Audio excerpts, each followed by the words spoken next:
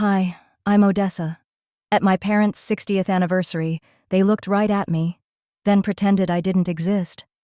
My mother called me the waitress, my father raised his glass like I was invisible, and my sister laughed loud enough for everyone to hear. They mocked my dress, my voice, my life, while I served champagne at their table. But when the $800,000 bill arrived, and they expected me to pay it, something inside me broke. I picked up the mic, smiled, and tore the check in half. That sound. It was the end of pretending. Before we dive in, what time are you listening and where are you watching from? Because by the end of this story, you'll understand why silence can sometimes be the loudest revenge. I arrived at the ballroom just before sunset, the place I had spent 6 months designing. Every chandelier, every flower arrangement, every flicker of candlelight was part of my vision. The marble floors glowed under the golden lights, and the faint scent of jasmine drifted through the air. I should have felt proud. Instead, the moment I stepped inside, I felt a chill. Eyes followed me, but no one smiled. My name wasn't on the guest list.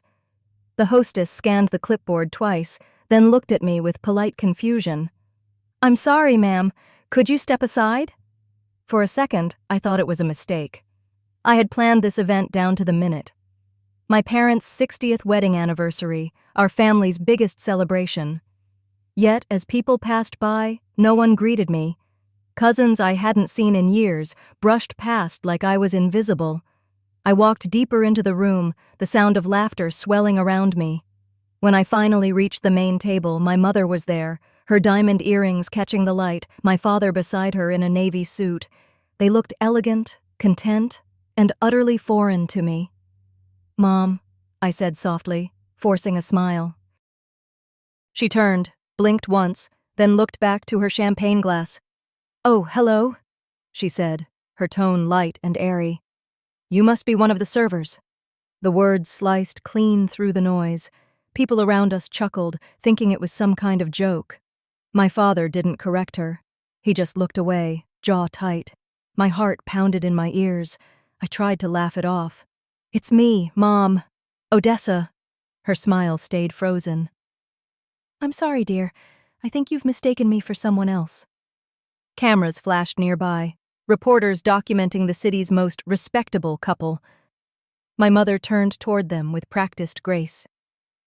"We're so grateful for all the help tonight," she added, her voice sweet as poison. Laughter rippled again. I stood there, stunned, heat rising up my neck. This wasn't senility. This was cruelty. Then came Lucienne, my parents' adopted daughter. She glided through the crowd in a silver gown that shimmered like starlight. "Mother, father," she said brightly, kissing them both on the cheek. "Everyone's saying what a beautiful evening this is. You've outdone yourselves." The guests clapped as my mother raised her glass. "To Lucienne," she said proudly, "our true blessing." Applause echoed across the hall. My throat tightened. I remembered the day years ago when I'd written the tuition check that allowed Lucienne to finish college. My parents had called it a family contribution. I had thought helping her would make them proud of me. Instead, they'd rewritten the story completely. As they toasted, I slipped away toward the corridor behind the stage, the noise fading into muffled echoes.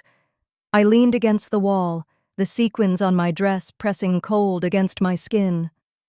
The laughter replayed in my head, sharp, bright, merciless.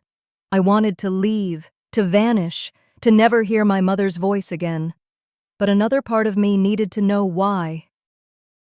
Images from childhood flooded back, the smell of roasted turkey at Thanksgiving, the way she'd once corrected my posture while saying, "You'll never be graceful enough to host." I used to believe she wanted me to improve. Now I saw it for what it was. Control disguised as love. My eyes burned, but no tears came. I had cried enough in that house to fill oceans. Tonight, I wouldn't give them that satisfaction. I straightened my shoulders and walked back into the main hall. The dinner service had begun. Waiters in crisp uniforms carried trays of roasted duck and champagne. One of them approached me nervously. "Miss Marin?" "Yes?" He handed me a thick white envelope. "The billing office asked me to deliver this to you. Said it's urgent." I frowned, opening it. Inside was the invoice from the event company, my company. Odessa Marin Events. The total at the bottom, $800,000.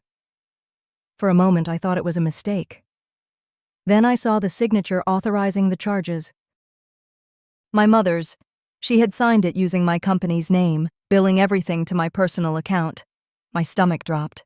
They weren't paying for the celebration. They had made me pay for it. The flowers, the food, the orchestra, even the designer silverware. All of it charged to the woman they pretended not to know. The air felt thick. I looked up at the stage, where my parents were raising their glasses again. "To family," my father declared. Lucienne smiled at him, radiant under the lights. I folded the invoice slowly, each crease deliberate, my fingers trembling. My heart hammered, not with pain this time, but with something steadier, colder. Across the hall, the microphone stood unattended, the soft hum of feedback barely audible.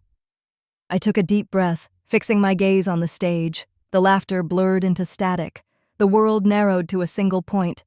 It was time they remembered who I was. I stepped out from behind the curtain, the hum of the microphone filling the silence like a living thing. The air felt heavier now, as if every crystal chandelier in that ballroom leaned closer to listen. 200 faces turned toward me. Friends, colleagues, reporters, people I'd once called family. I heard the faint clinking of glasses stop. "Good evening," I said, my voice steady, even though my pulse was hammering hard enough to shake the floor. "Before we go any further, I'd like to thank you all for being here tonight. This beautiful evening was made possible by Odessa Marin Events, my company." A ripple moved through the crowd. Cameras flashed like small explosions. My mother's champagne glass froze halfway to her lips. My father's smile collapsed into confusion. I let the silence hang just long enough to sting. "My parents didn't pay for this event," I continued. "Every flower, every plate, every song you've heard tonight was billed to my personal account." Gasps echoed. I could hear murmurs. "Is she serious? That can't be right. She planned her own parents' party?" My father was the first to break. He cleared his throat, the microphone picking up the tiny sound. "Sweetheart," he began, using the same voice he once used when I broke a vase at 10 years old. "You've misunderstood. Your mother handled the paperwork. You know how these mix-ups happen." I turned to my mother. "You forged my signature, didn't you?" Her face tightened, the muscles under her skin working hard to hold her smile. "Odessa," she said lightly. "This isn't the time or the place for drama. People are watching. Let's not ruin the evening." "Ruin it?" I said quietly. "You already did." Her laugh came brittle and high. "It was a misunderstanding, dear. A family matter. You're overreacting." But the audience wasn't laughing anymore. The tension in the room was a living, breathing thing. I could see eyes darting between us, the perfect Marin family unraveling under chandeliers and champagne bubbles. I reached into my clutch and pulled out my phone. "A misunderstanding, you say?" I tapped the screen, projecting an email onto the wall behind us. The words were large enough for everyone to read. "Odessa will never notice. I've already sent her company info to Mom." It was sent from Lucienne's account. The noise that followed wasn't laughter. It was shock, sharp and collective. My sister's face drained of color. "You went through my emails?" she hissed. "No," I said calmly. "Your assistant forwarded it to my accountant when he noticed the invoice looked wrong." Lucienne blinked rapidly, trying to gather herself. "You always said money didn't matter to you, Odessa. You told me to take what I needed." "I did," I said, my tone soft but unyielding. "I said that when you needed help to survive, not when you learned to steal to shine." Her lower lip trembled, and I almost pitied her. But then I remembered her laughter earlier when my mother called me the waitress. I turned back to the crowd. This is not about money. It's about honesty. And what you've all seen tonight. This is what dishonesty looks like when it's dressed in silk. Someone near the bar muttered, "Well, damn," under their breath. Even the band had stopped playing. The hum of the air conditioner was the only sound. My mother slammed her napkin down. "Enough!" she barked. "You're embarrassing us!" I looked straight at her. "No, Mother," I said softly. "You did that yourself." For a long second, no one moved. Then came a single clap from the far end of the room. Silas Monroe, the restaurant's general manager, stepped forward, his gray suit sharp against the dark floor. "She's telling the truth," he said clearly.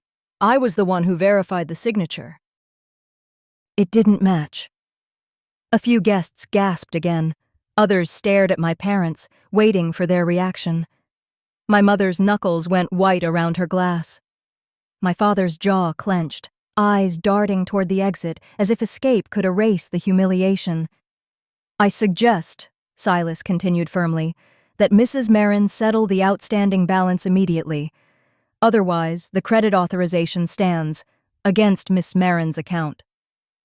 I met his eyes, grateful, then turned to the microphone one last time. "I think that's all everyone needs to hear tonight." I placed the microphone back on its stand with care, as though setting down something fragile that had already done enough damage. My mother's voice hissed across the table like steam escaping a kettle. "You'll regret this," she spat.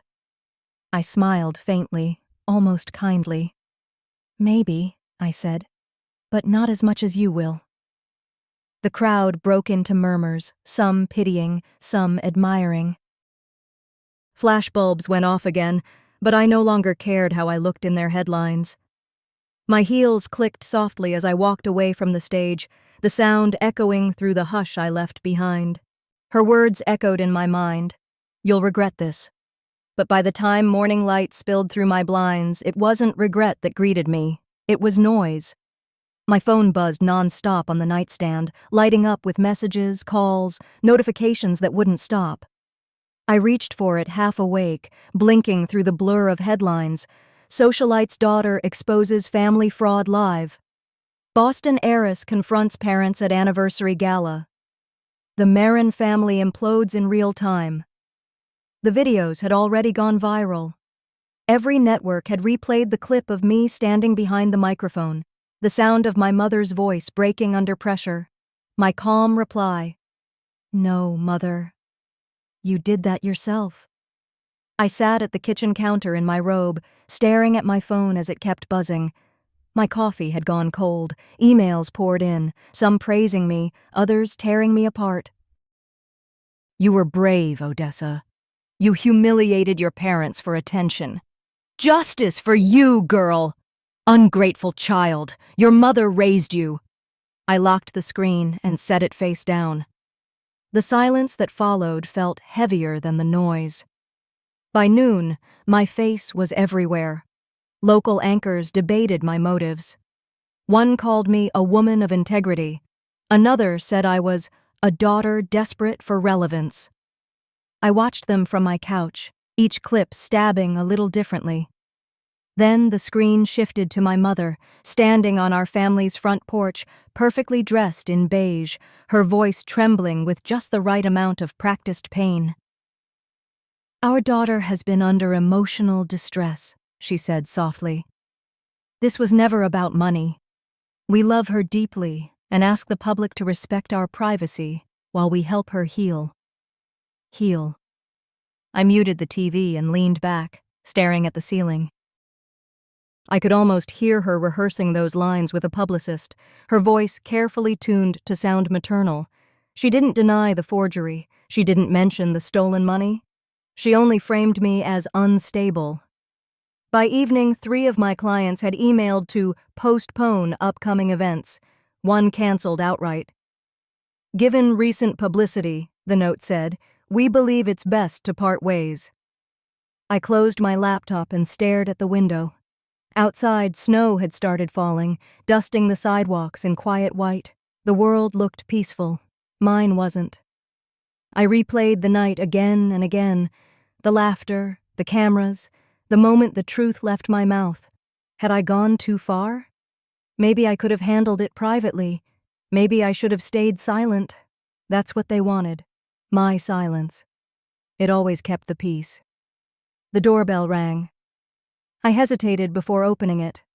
My father stood there, coat still on, holding his hat awkwardly in his hands. His face looked older than it had last night. "Dad," I said quietly, "can I come in?" He didn't wait for an answer. He stepped inside, scanning the room like he didn't recognize the space. "I saw the news," he said. "Your mother, she's devastated." I folded my arms. "She's performing devastation." He sighed heavily. "You should issue a statement, Odessa. Something apologetic. Even if you didn't mean harm, you've hurt the family's reputation." I laughed once, bitterly. "The family's reputation? You mean hers?" "Don't make this harder than it already is," he said, lowering his voice. "You don't understand how the press works. They'll destroy you. You'll lose everything you've built." "I already have," I said quietly. He looked away, jaw tightening. "You've always been so stubborn. Sometimes silence is smarter than righteousness." I wanted to tell him that silence was the very thing that built this mess, that pretending kept them safe while it hollowed me out. But I just stepped back and opened the door. "You should go," I said. He hesitated, searching my face, maybe for the obedient daughter he once knew. He didn't find her. "You'll regret this, Odessa," he said finally. "You'll destroy what's left of your career." I closed the door behind him without answering. Through the glass, I watched him walk down the icy steps and drive away, his tail lights fading into the snow. For the first time, I saw him not as my father, but as a man who'd chosen comfort over truth. The quiet that followed was unbearable. I poured another cup of coffee, though it tasted like nothing. My hands trembled, not from fear, but exhaustion. I went to my desk and opened a drawer I hadn't touched in years. Inside was a letter from my grandmother, the woman who'd taught me more about strength than anyone else. Her handwriting had faded, but the words were still clear. "Silence is noble, but truth is cleaner." I read it 3 times. Each line felt like oxygen. Maybe she'd known one day I'd need those words. Maybe she'd known this moment would come, the one where I had to decide whether I wanted peace or integrity. I turned on my laptop.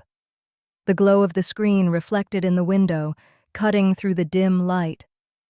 My fingers hovered over the keyboard for a long moment before I began to type. Not a defense, not an apology, but a confession of truth. I wrote about the contracts, the signatures, the years of being erased quietly behind polite smiles. I wrote about Lucienne's tuition, the house I'd bought for them, the debts I'd forgiven without thanks. And I ended with one simple line: "Family should never cost you your dignity." When I hit post, my hands didn't shake anymore. I felt light, almost free. Then, almost immediately, my phone buzzed again. Another notification. Not a comment this time. A message from an unknown number. "I know what they did with the check. Meet me at Café Horizon." I stared at the screen. My heartbeat slowed, curiosity cutting through the exhaustion. I didn't know who sent it, but something deep inside whispered, it wasn't a trap. It was the beginning. I stared at the message, reading it over and over until the words blurred. "I know what they did with the check. Meet me at Café Horizon." Something about it felt too specific to ignore. Café Horizon was downtown, an old brick place by the harbor where my parents used to meet clients for private conversations. The irony wasn't lost on me. 2 days later, I walked in just as the sun dipped behind the Boston skyline. The cafe smelled of roasted coffee and rain-soaked pavement. My reflection in the window looked tired, older somehow, but steady. I scanned the room and saw a man sitting in the far corner, a folder resting on the table. He stood as I approached. "Ms. Marin?" "Yes." "Noah Vance," he said quietly. "I used to manage your parents' accounts." His handshake was firm but nervous. "Please, sit. I think you deserve to know what really happened with that money." I sat down slowly, heart pounding but face calm. "You sent the message?"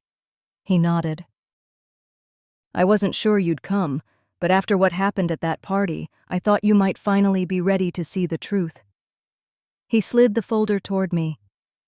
It was thick, paper edges worn, stapled corners bent from use. My name was printed across several documents. I opened it, and my stomach dropped. Inside were bank contracts, wire transfer slips, and legal forms, each bearing my forged signature. I looked up, throat tight. "What am I looking at?" Noah leaned forward. "Your parents borrowed money using your name. The $800,000 from the event?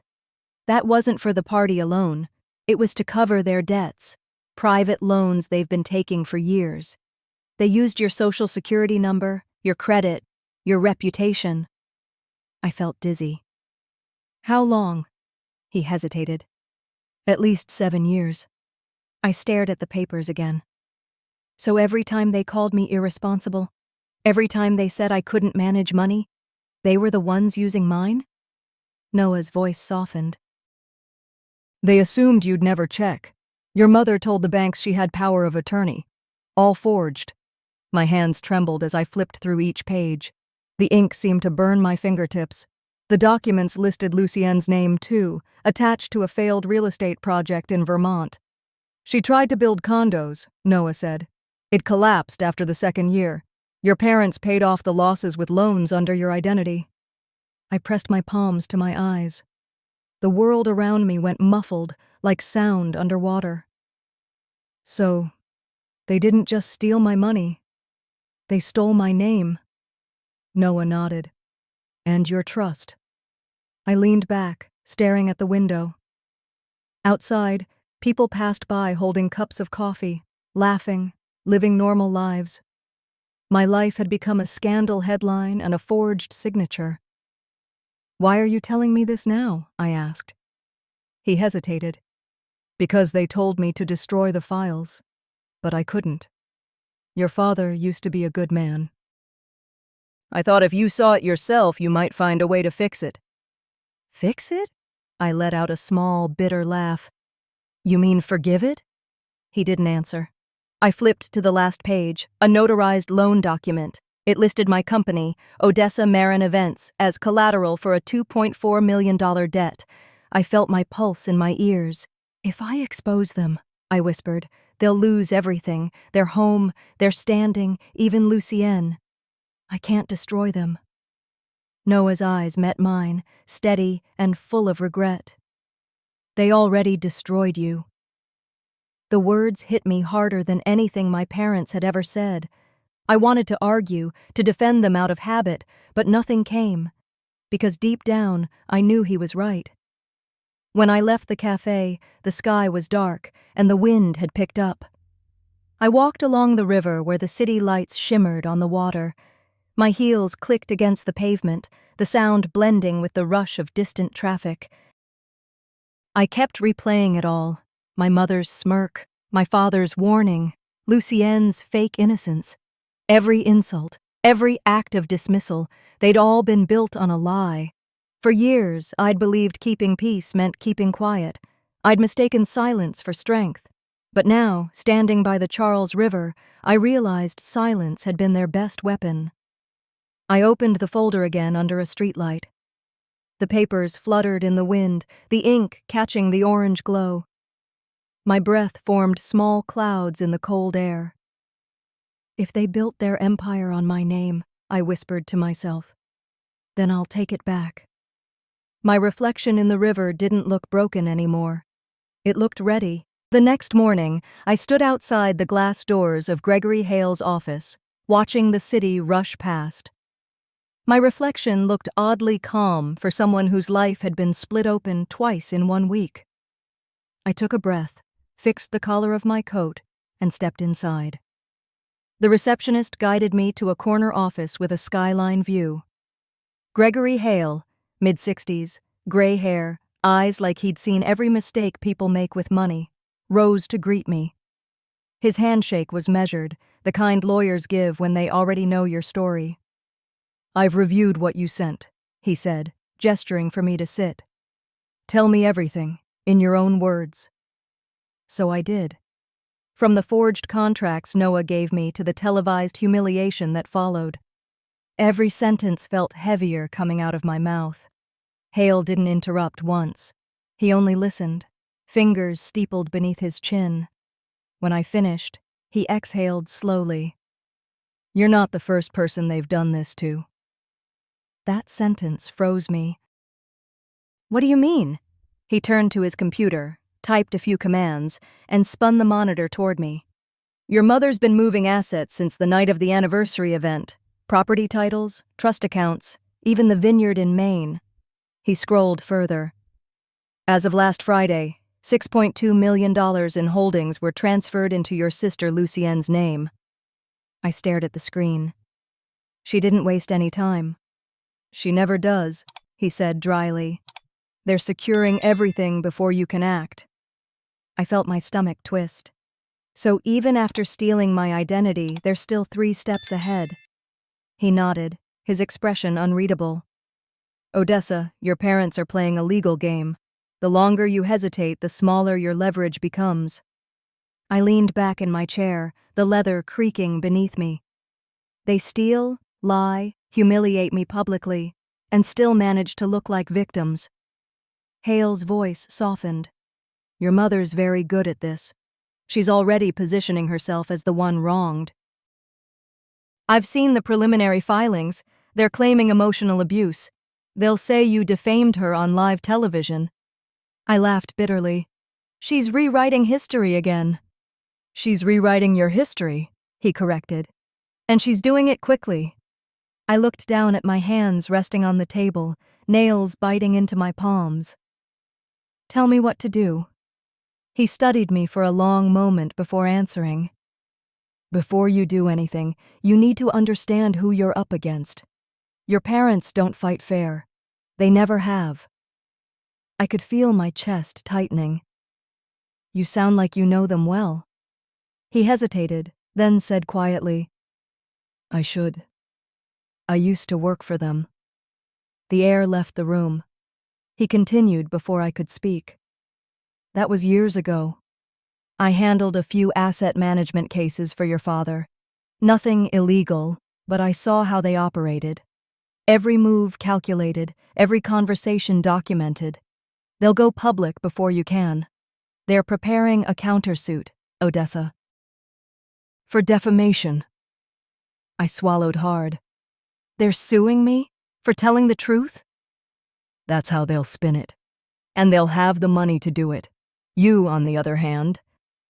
He paused, then opened a drawer and pulled out a small white card. "You'll need someone who can tell your story before they bury it." The card read, "Eve Caro, investigative journalist." "She's one of the few I trust," he said. "If you want to protect your narrative, call her. She already knows more about your family than most lawyers in this city." When I stood, my legs felt stiff. Hale walked me to the door. "Be careful, Odessa. They've built a lifetime of control. People like that don't stop. They just change tactics." Outside, the rain had begun again, steady and cold. I didn't bother with the umbrella. The financial district buzzed with the sound of traffic and voices, but it all blurred into background noise. By the time I reached the sidewalk, my hair was soaked. I tilted my face upward, letting the rain sting my skin. For the first time in weeks, I felt something close to clarity. Not peace, not yet, but direction. They wanted to win with appearances, to paint me as unstable, emotional, ungrateful. But I wasn't going to let them write my ending. If they wanted a story, I'd give them the truth. Every carefully buried, notarized piece of it. That night, after the city lights dimmed through my window and the rain softened to mist, I sat on my couch with Hale's card in my hand. The edges were already curling from how tightly I'd held it. I dialed the number before I could talk myself out of it. The line clicked, and a woman's voice came through, steady, low, confident. "Ms. Marin, I've been waiting for your call." Her tone wasn't surprised, it was prepared, and for the first time I realized I wasn't alone in this fight anymore. The rain hadn't stopped since dawn. It drummed gently on the windows of my townhouse, the steady rhythm filling the silence as I set 2 mugs of coffee on the dining table.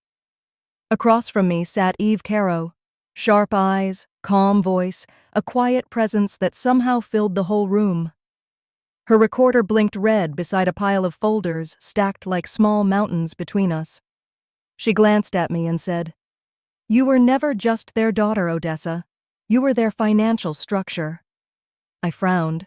What does that even mean? She opened the first folder, revealing copies of tax filings, donation receipts, and letters from charitable foundations I'd never heard of. My name was printed across each one. These organizations, Brightway Scholars, Feeding Hearts, Hope for Tomorrow, they're not real, Eve explained. They existed only on paper, under your tax ID. Your parents used them to move money in and out of accounts for nearly 10 years. I reached for one of the pages, my fingers brushing the crisp paper. It was dated 2016, signed Odessa Marin, founder. I didn't even know the foundation existed. "You're telling me my parents laundered money through fake charities under my name?" I asked. Eve nodded. "Millions.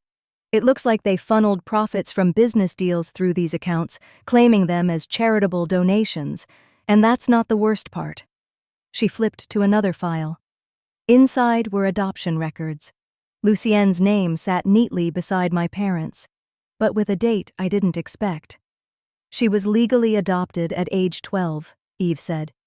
"Your mother filed the papers the same year the first foundation launched. They used her adoption to qualify for federal adoption credits and to claim additional tax breaks through those charities." I stared at the document, the words blurring as my throat tightened. So even her adoption wasn't about love? Eve's expression softened. It was about leverage.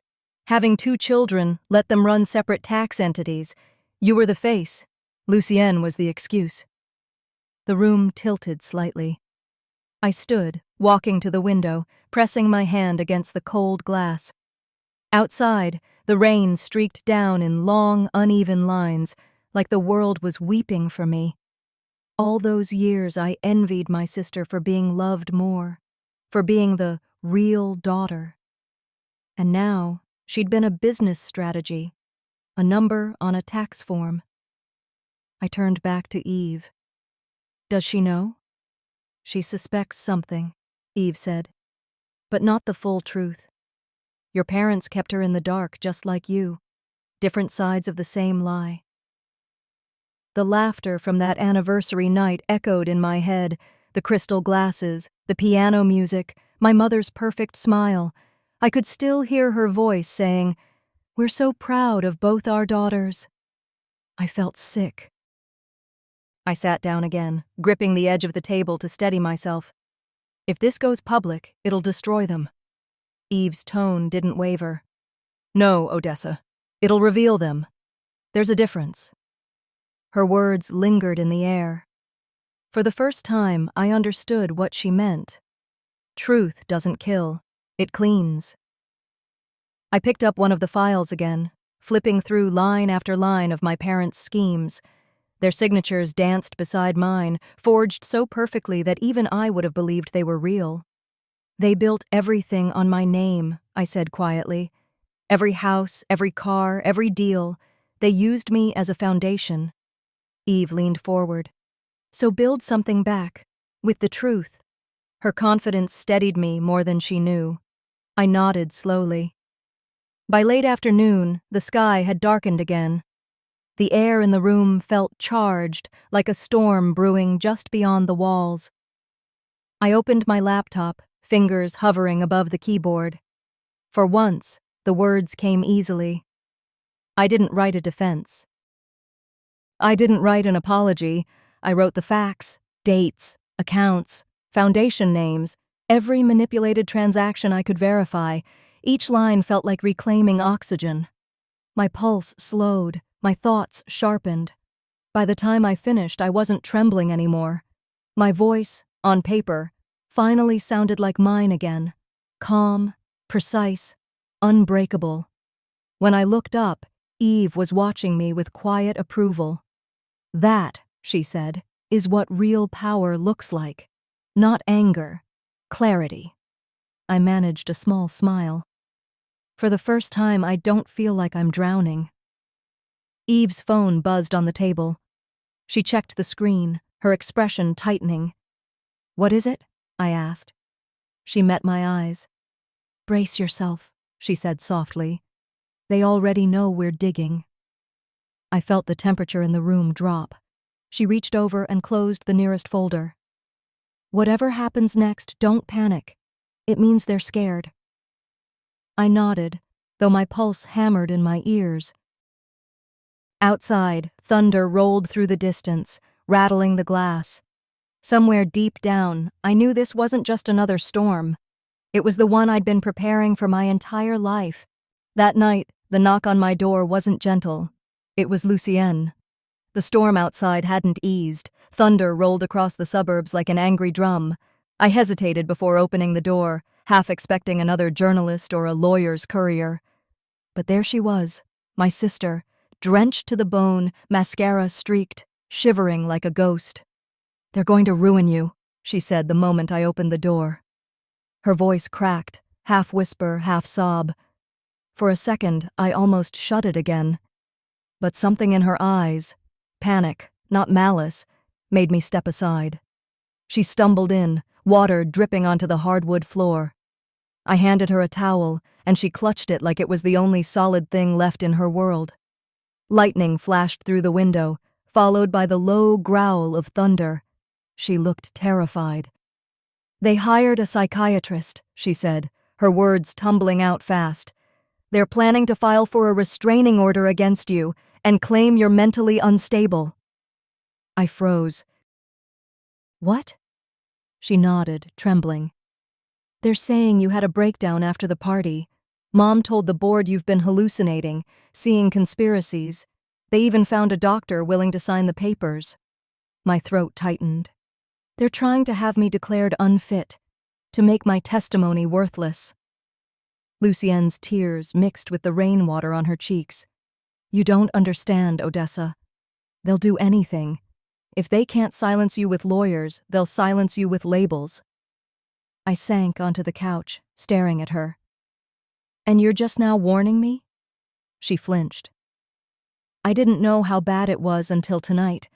They think I'm asleep when they talk, but I've been listening, recording." That made me look up. "Recording?" Lucienne nodded slowly. "Phone calls, meetings, even conversations between them and the psychiatrist. I started months ago, when they told me to lie about you on TV." My stomach twisted. "You lied about me?" She closed her eyes, ashamed. "They told me you were dangerous, that you'd drag us all down. I believed them, for a while. But then I heard them talking about money, the fake charities, and me. They said I was just another tax move." I stood, anger surging hot in my chest. "You helped them destroy me, Lucienne." "I know." Her voice broke completely. "And I hate myself for it. But I can help you end it. I have proof. Recordings, files, everything. Please, just don't turn me away." For a moment, the storm outside was the only sound between us. She looked so small, sitting there, hands gripping the towel, hair plastered to her face. The girl who once replaced me at every family dinner was now begging me for help. I walked to the fireplace and stared into the dark, unlit grate. "You're asking me to trust you." "Yes," she whispered.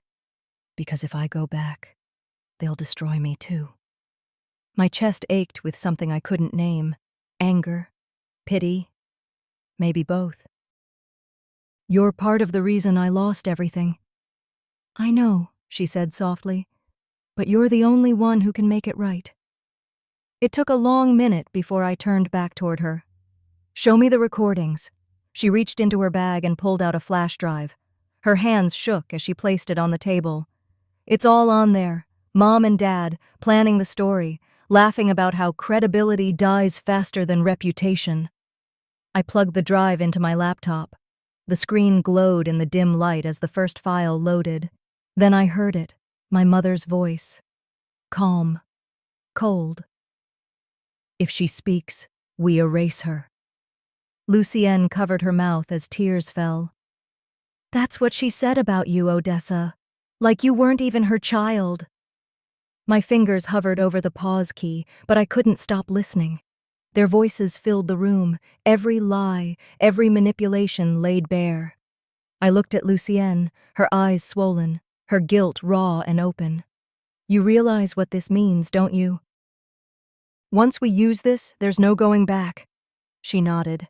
I already burned the bridge the moment I came here.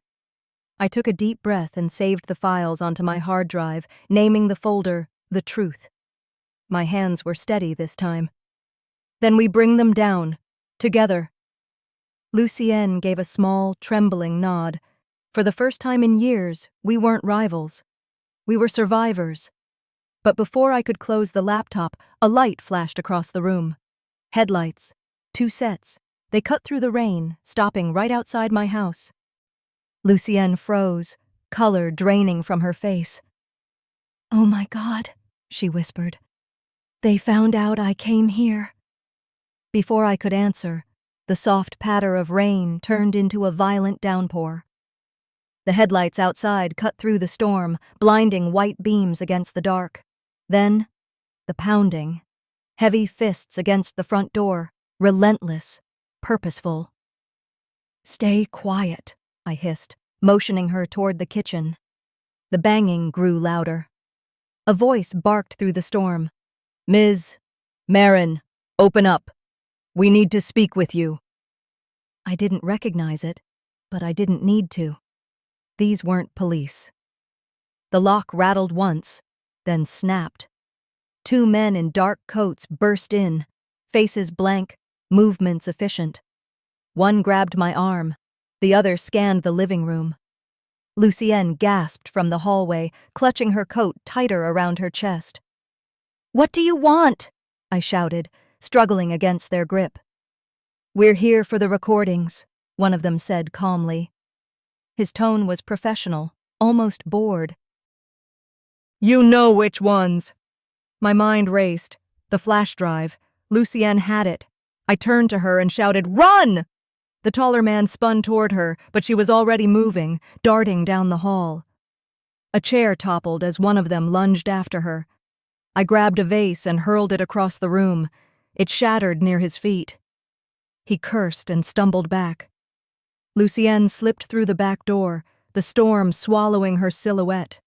The man nearest me stepped forward, eyes cold. You're making this harder than it has to be. Story of my life, I muttered. He snatched my laptop off the table, scanning the screen. This is all of it, right? That's everything, I lied. My heart pounded so loud I could barely hear my own voice.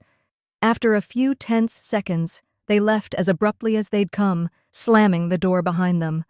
I locked it, then sagged against the wall, breathing hard. Rainwater dripped from the ceiling onto the carpet. My house felt smaller, darker, unsafe. I grabbed my phone and called Eve. She answered on the first ring. They know, I said. I figured they would. Her voice was steady, clipped. Are you safe? For now. But they tried to take the files. Then it's time, she said simply. We go live, tonight. My fingers tightened around the phone. You're serious? Eve exhaled. Odessa, the longer you wait, the more they'll twist the story. Let the truth speak before they bury it. I closed my eyes. My pulse steadied, not from calm, but from purpose. Then let's do it. Within an hour, I was at the downtown Boston studio. The producer looked uneasy as I explained what we were about to do. "You really want to air this live?" he asked. I nodded. "They used my name to build lies. Let the truth use theirs." The lights overhead buzzed as the crew prepared. The smell of coffee and cold metal filled the air. My hands trembled slightly when I clipped on the mic. Somewhere outside the glass, I could still hear thunder. Then, Lucienne. She rushed through the door, soaked again, hair plastered to her face. "I got it!" she panted, pulling the flash drive from inside her coat. "They followed me halfway here." I took it from her, closing my fingers around the small piece of plastic that now held our entire family's empire, and its rot. On the studio monitor, I saw them. My parents.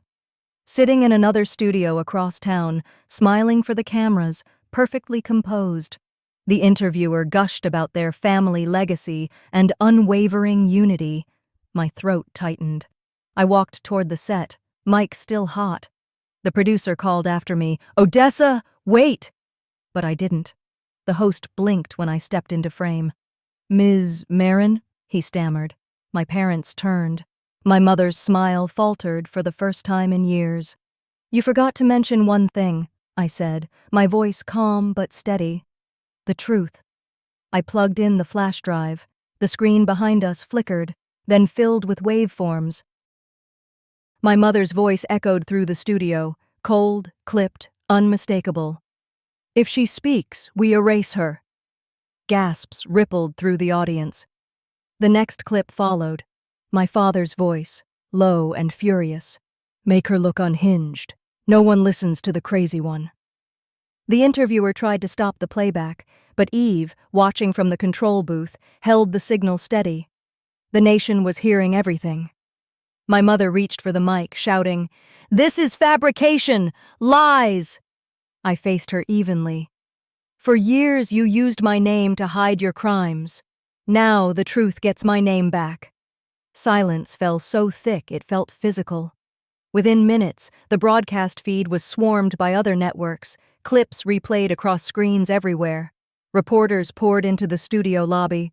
The noise, the flashes, the chaos, all blurred into a strange calm inside me. I didn't destroy them. I simply let them reveal themselves. As the security team escorted my parents out, I sank into a chair. My legs trembled, but a deep peace began to settle in my chest. For the first time in my life, I didn't feel invisible. Lucienne appeared beside me, face pale but resolute. "They'll come after us now," she said quietly. I looked at her, feeling the weight of everything that had happened, and everything that still would. "Then," I said softly, "let's make sure there's nothing left for them to take." When dawn finally broke, Boston felt quieter than it had in years. The storm had passed, leaving the streets slick and shining, the city wrapped in a strange, heavy calm. I hadn't slept. Lucienne had fallen asleep on the couch, still wearing her coat, clutching an old throw pillow like a lifeline. I stood by the window, coffee in hand, watching the skyline fade from gray to pale gold. The headlines began to roll in before sunrise. Marin family empire under federal investigation. Charitable trust. Fraud exposed on live television.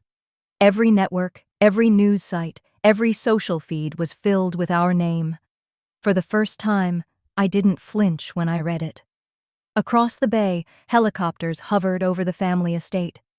The same estate where my parents had toasted 60 years of honor while pretending I didn't exist. The irony wasn't lost on me. By 8 o'clock, the phone rang. It was Eve. "They're raiding the mansion right now," she said. "IRS, federal investigators, everyone. They froze the accounts and seized the records. Odessa, they're finished." I let out a slow breath I didn't realize I'd been holding. My fingers trembled slightly as I set the mug down. "And my father?" "Already named in 3 subpoenas. Your mother, too." Eve hesitated. You did it. No, I said quietly, looking out the window at the sun catching on wet pavement. The truth did. Later that morning, I drove past the estate. The gates were wide open, government vehicles lined along the drive. Men in suits carried boxes of documents out the same front door where my mother once told me to use the back like the staff. Reporters stood on the lawn shouting questions, but my parents didn't appear. The marble lions by the steps looked smaller now, almost pitiful under the bright daylight. By noon, Lucienne and I sat together in my kitchen. She looked pale but calm, her hands wrapped around a steaming mug. I signed the affidavit, she said quietly. Everything. The recordings, the meetings, all of it. I told them how they coached me to lie. I nodded. That must have been hard. She gave a sad smile. You saved us both. I shook my head. No, Lucienne. I just stopped them from hurting anyone else. For a long time, neither of us spoke. The silence between us wasn't heavy anymore. It was fragile, tentative, almost healing. A few days later, I received a call from a law firm in Back Bay. Ms. Marin, the lawyer said, we discovered something in your family's safe, a sealed envelope addressed to you, from your grandmother. The name alone pulled tears to my eyes. When I arrived, the lawyer handed me a yellowed envelope tied with a thin satin ribbon. My grandmother's handwriting curved across the front. To my true granddaughter. Inside was a short letter, written in her steady hand. Odessa, when they make you feel invisible, remember, roots grow in silence. I've left you what they cannot counterfeit, truth, and the trust that bears your name. Someday, you will know why. Tears blurred the words. My grandmother had created a separate trust, hidden within the same foundation my parents had used to launder their image. The investigators confirmed it. She had quietly named me as its rightful heir. Decades ago. She'd known. Somehow, she'd always known. That night, I sat on my porch with Lucienne. The summer air was thick with the smell of rain-soaked lilacs. You think people can really change? She asked softly. I looked up at the stars, faint behind the city haze. I think they can learn what love isn't. Sometimes, that's enough. Months passed. The noise faded. My parents' empire collapsed in silence. Resignations, lawsuits, frozen assets. They disappeared from the public eye. And I began rebuilding, not for revenge but for restoration.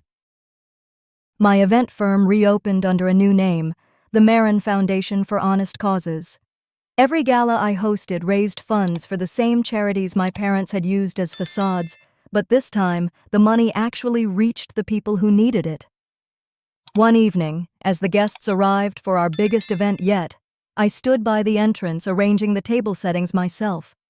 The ballroom lights reflected off the polished glasses, the chatter blending with soft jazz. On the head table, I placed a single red napkin, folded perfectly into a rose, the same color as the one from that night years ago when my parents pretended not to know me at their 60th anniversary celebration. I ran my fingers over the fabric and smiled. This time, I whispered, they'll remember my name. Sometimes justice doesn't roar. It stands, calm and undeniable.